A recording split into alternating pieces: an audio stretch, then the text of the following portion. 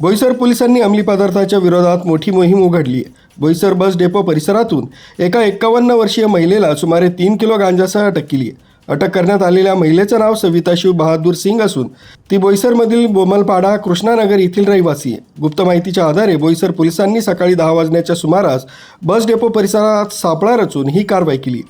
पोलिसांनी महिलेच्या ताब्यातून सुमारे 3 किलो गांजा जप्त केला.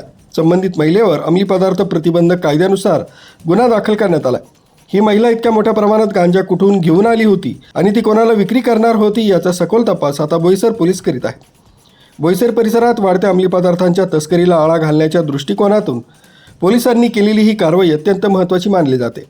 आरबी न्यूजसाठी मलिक शेख, मोखाडा.